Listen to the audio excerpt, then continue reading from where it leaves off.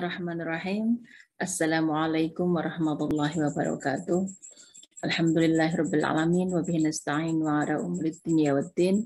Wassalatu wassalamu ala asyrafil anbiya'i wal mursalin wa ala alihi wa ashabi ajma'in, amma ba'du. Ibu-ibu sahabat Aisyah yang saya hormati, di bulan suci Ramadan, bulan yang penuh rahmat, bulan di mana kita bersama keluarga mendapatkan kesempatan untuk beribadah kepada Allah. Terbuka luas pintu surga selebar-lebarnya. Nah, pada bulan ini kita berpuasa berkeluar dengan keluarga dan juga melakukan ibadah-ibadah yang lain. Apakah itu salat tarawih, kemudian kita juga semakin rajin membaca Al-Quran, dan juga semua ibadah-ibadah yang wajib maupun yang sunnah. Nah, di tengah kesempatan yang sangat tinggi untuk melakukan ibadah, tentu saja ada pertanyaan untuk anak-anak kita yang memiliki kebutuhan khusus. Apakah mereka, anak-anak kita yang memiliki kebutuhan khusus atau anak dengan disabilitas, apapun jenis disabilitasnya itu, juga punya kewajiban untuk menjalankan ibadah puasa dan ibadah yang lain. Nah, untuk menjawab pertanyaan ini, ada beberapa sudut pandang yang bisa kita pakai. Ya. Yang pertama adalah tentu saja sudut pandang hukum legal formal. Ya, kalau dalam hukum Islam kita akan menyebut fikih. Dengan kata lain, bagaimana sebenarnya perspektif fikih Islam terkait dengan kewajiban beribadah bagi anak dengan kebutuhan khusus. Nah, kalau kita bicara tentang anak, ya merujuk kepada fikih perlindungan anak yang sudah disusun oleh Majelis Tarjih dan Tajdid Muhammadiyah, maka kita perlu mendefinisikan siapa anak itu.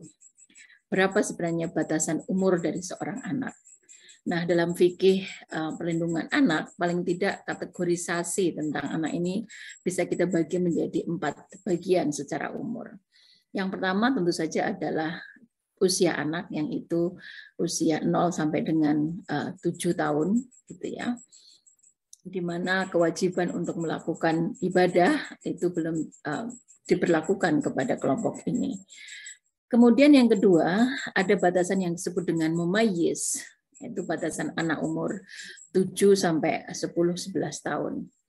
Nah, dalam fikih perlindungan anak Majelis Tarjih dan Tajdid, maka pada usia inilah kewajiban beribadah itu sudah mulai diberlakukan.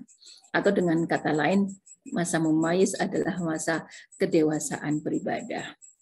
Ini kemudian landasan hukumnya dianalogikan kepada sebuah hadis yang kerap kali dianggap sebagai hadis yang membolehkan pemukulan terhadap anak, ya. Padahal sebenarnya hadis ini sahabat Aisyah adalah hadis yang dikeluarkan untuk menjelaskan tentang batasan umur mumayyiz tadi. Jadi hadisnya berbunyi begini, An Amri ibn Shu'aib an abihi an jaddihi qala Rasulullah sallallahu alaihi wasallam, muru auladakum bis-salati wa hum abna'u 7 sinina wadribuhum 'alaiha wa hum abna'u 10 sinina wa furu bainahum fil madaji'. Ayat ini atau hadis ini dari Amr bin Shu'aib, dari ayahnya, dari kakeknya, dia berkata, Rasulullah SAW bersabda, suruhlah anak-anakmu sholat ketika mereka berusia 7 tahun. Dan hukumlah apabila mereka telah berusia 10 tahun belum juga sholat. Nah, dari hadis ini maka yang bisa kita simpulkan adalah usia mumayyiz tadi, usia antara 7 sampai 10 atau 11, yang itu sudah menandakan adanya kewajiban untuk beribadah.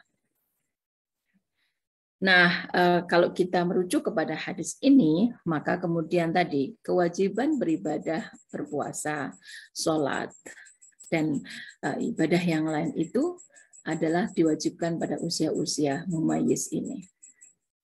Maka kalau kita menganalogikan ke situ, seorang anak ketika usia ini maka sudah wajib berpuasa. Bagaimana dengan anak disabilitas? Nah, untuk menjawab tentang disabilitas tentu saja tadi secara umum anak beribadah pada usia ini. Tapi untuk penyandang disabilitas kita akan merujuk kepada juga kondisi yang lain gitu ya.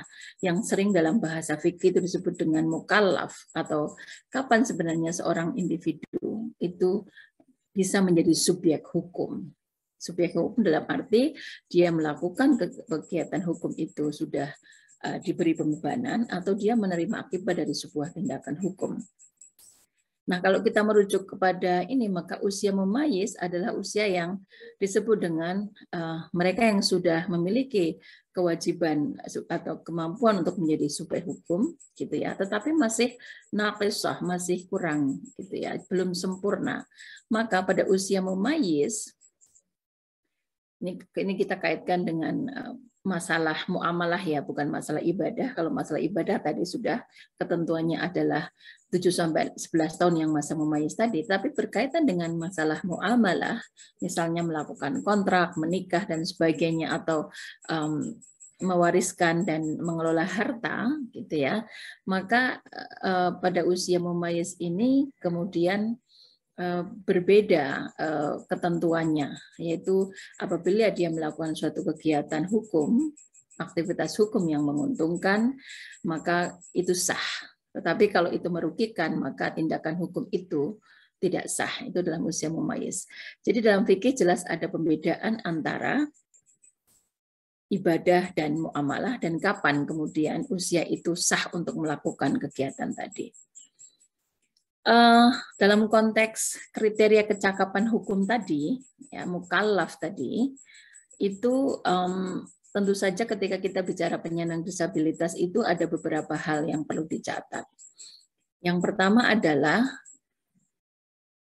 menjadi difabel atau penyandang disabilitas atau disabilitas itu tidak secara fikih menggugurkan kewajiban dan kecakapan hukum. Nah, ini satu hal yang penting. Bagi penyandang disabilitas dengan berbagai jenisnya itu, tadi tidak ada kondisi disabilitas tidak menggugurkan hukum. Tetapi apakah kemudian seorang difabel itu merupakan subjek hukum atau dianggap memiliki kecakapan yang penuh? Nah, ini permasalahan yang harus kita lihat secara hati-hati, gitu ya. Tidak bisa digeneralisasi. Bagi mereka dengan disabilitas fisik atau sensorik, gitu ya, maka tadi ketentuannya sama dengan manusia yang lainnya, sama dengan muslim yang lainnya, dengan ketentuan ketika mereka sudah dewasa, sudah pada usia balik dan sudah pada usia rushd tadi ya. Tadi kalau saya bicara tentang 4 kali kategorisasi, ada anak, ada mumayyiz, ada balik. Balik itu adalah usia yang sudah, kalau perempuan sudah haid, laki-laki sudah mimpi basah gitu. Kemudian satu lagi adalah arush. Arush ini adalah anak yang memiliki kecakapan psikologis yang sudah dewasa. Nah, ini adalah usia-usia 18 tahun ke atas ya. Pada saat inilah kemudian misalnya seorang anak itu atau seorang individu itu akan dianjurkan untuk menikah karena dia sudah rushd tadi. Maka dalam konteks kecakapan hukum tadi, kalau sudah berusia 18 tahun gitu ya, seorang penyandang disabilitas yang sensorik dan yang fisik itu sama ketentuannya dengan muslim yang lain. Mereka menjadi subjek hukum yang penuh. Tetapi bagi penyandang disabilitas intelektual ataupun mental, nah ini ada satu catatan sekali lagi bahwa karena syarat dari kecakapan hukum adalah pemahaman yang utuh, gitu ya, pemahaman secara kognitif, arush tadi, kecakapan psikologis, maka kerap kali ini tadi ketentuannya itu sama dengan ketentuan masa mumayyiz. Kalau individu ini yang memiliki disabilitas mental atau intelektual melakukan aktivitas hukum yang menguntungkan dirinya, maka itu sah. Tetapi kalau tidak menguntungkan dirinya, maka itu tidak sah. Artinya butuh ada pendamping, butuh ada wali untuk melakukan aktivitas hukum tersebut. Tetapi sekali lagi ketentuan tadi adalah ketentuan mengenai hukum muamalah, tidak ibadah ya. Puasa itu masuk dalam kategori ibadah yang tadi sudah saya jelaskan. Secara hukum itu adalah usia 7-10 tahun. Nah, meskipun mungkin sekali lagi karena tidak ada kecakapan itu, kalau merujuk kepada hadis yang lain gitu ya, bahwa orang itu dikecualikan ketika orang itu adalah tidur kemudian sampai bangun, orang yang memiliki hambatan mental sampai dia kemudian sadar, ya. Kemudian orang yang mabuk sampai dia itu sadar kembali. Nah, kerap kali kondisi-kondisi ketidakadanya pemahaman yang yang kemampuan kognitif yang bagus itu memberikan pengecualian terhadap ketetapan hukum. Jadi ini kalau kita merujuk kepada ayat ini, kerap kali pemahamannya adalah mereka yang tadi disabilitas intelektual dan mental itu tidak memiliki atau tidak bisa menjadi subjek hukum yang penuh dengan ketentuan-ketentuan tadi. Oke, nah merujuk kepada situ berarti tadi pertanyaan apakah seorang anak dengan disabilitas intelektual itu boleh untuk puasa? Ya tentu saja hukumnya mungkin tidak wajib, tetapi itu karena itu beruntung untuk dirinya sendiri maka itu boleh, gitu kan? Nah, untuk disabilitas sensorik atau fisik, ya berarti ketentuannya sama seperti tadi. Kita bicara tentang mumayyiz tadi. Ini kita bicara tentang ketetapan fikih ya, ketentuan atau kacamata hukum. Nah, yang kedua tentu saja kita bicara tentang sudut pandang pendidikan agama. Ini kita tidak bicara tentang kewajiban anak, tetapi mungkin lebih pada kewajiban orang tua untuk menunaikan hak anak mendapatkan pendidikan agama. Jadi meskipun tadi kalau ketentuannya apakah anak dengan kebutuhan khusus boleh atau wajib puasa, pertama adalah umurnya berapa, ya. Kemudian yang kedua, kalaupun sebagian anak dengan kebutuhan khusus, misalnya mereka memiliki kebutuhan disabilitas intelektual atau mental, dianggap tidak wajib gitu ya, tetapi boleh. Kita harus merujuk kepada sudut pandang yang kedua ini, sudut pandang pendidikan agama. Artinya mereka juga berhak untuk mendapatkan pendidikan agama. Nah, kalau kita merujuk kepada Al-Quran, kewajiban orang tua untuk memberikan pendidikan agama untuk anak itu bisa dirujuk kepada surat At-Tahrim misalnya. A'udzubillahi minasyaitonir rajim. Bismillahirrahmanirrahim. Ya ayyuhalladzina amanu qu anfusakum wa ahlikum nara wa quduhan nasu wal hijarah 'alaiha malaika khiladun syidadun la ya'sunallaha ma amarahum wa yaf'aluna ma yu'marun. Nah, ayat ini menunjukkan tadi bahwa orang tua berkewajiban untuk menjaga keluarganya dari api neraka, dan salah satunya adalah dengan memberikan pendidikan itu. Kemudian di samping tadi adanya kewajiban untuk memberikan hak pendidikan agama bagi anak, yang juga mungkin perlu sahabat Aisyah pertimbangkan adalah mendidik anak untuk beribadah ya, sholat dan puasa.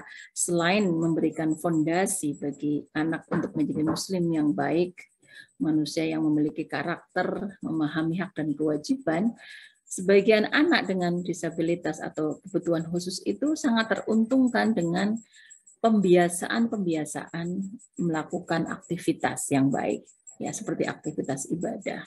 Jadi kalau anak dibiasakan, anak misalnya seperti anak autism gitu ya, yang sangat membutuhkan struktur, sangat membutuhkan tatanan aktivitas keseharian, maka ketika ada pembiasaan sholat 5 waktu, pembiasaan untuk puasa pada bulan Ramadan, ini sangat penting untuk membantu mereka memahami tatanan-tatanan keseharian, ya, memahami jadwal, ya tadi memiliki struktur dari keharian yang itu sangat bermanfaat bagi mereka, menumbuhkan kesadaran, tidak hanya kesadaran secara struktur spiritual maksud saya, tapi juga kesadaran untuk memahami tadi